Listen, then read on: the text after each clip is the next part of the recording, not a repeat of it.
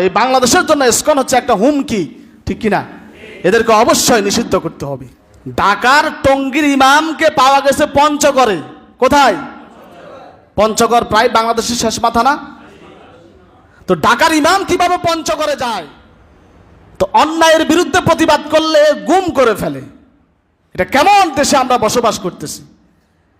আর ইমাম সাহেব গুম করছে, তো এই জন্য রাষ্ট্রের কোনো মাথা ব্যথা নাই। আজও পর্যন্ত রাষ্ট্র এই ব্যাপারে কোনো বিবৃতি নাই, কোনো দুঃখ প্রকাশ করে নাই। কারাই অন্যায় কাজটা করেছে তাদের কোনো উদ্যোগ এখনো সরকার গ্রহণ করে নাই।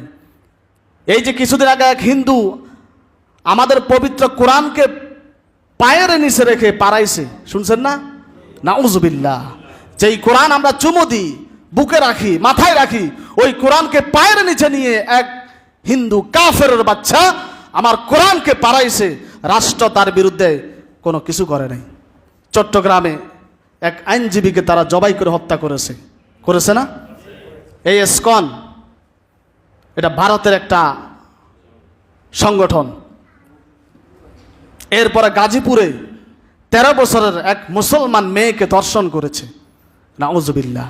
কতগুলো ঘটনা আমাদের চোখের সামনে, কিন্তু রাষ্ট্র এই ব্যাপারে কোনো উদ্যোগ নিচ্ছে না। আল্লাহর গজব পড়বে, আল্লাহর গজব পড়বে। ইসলামের সাথে এই তামাশা। আমরা গত বছরে ইসকনকে নিষিদ্ধের জন্য মিছিল করেছিলাম এই রাস্তায়, মনে আছে তো? এরা একটার পর একটা ঘটনা ঘটিয়ে যাচ্ছে, আর রাষ্ট্র এদের বিরুদ্ধে ব্যবস্থা না নেয়ার কারণে এরা আমার কোরআনের উপর আঘাত করতেছে, আমার রসুলের ইজ্জতের উপর, সম্মানের উপর আঘাত করে কথা বলতেছে, আমাদের কোরআনকে তারা পদদলিত করতেছে, ইমামকে গুম করে নিচ্ছে, মুসলমান মেয়েদেরকে ধর্ষণ করতেছে। নাউজুবিল্লাহ।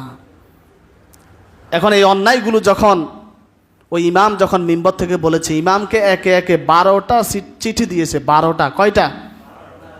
ওই চিঠির মধ্যে লেখা আছে যে আপনি অখণ্ড ভারতের পক্ষে কথা বলবেন, আপনি ইসকনের নেতা চিন্ময় কৃষ্ণ দাস আছে না, তার মুক্তির জন্য কথা বলবেন।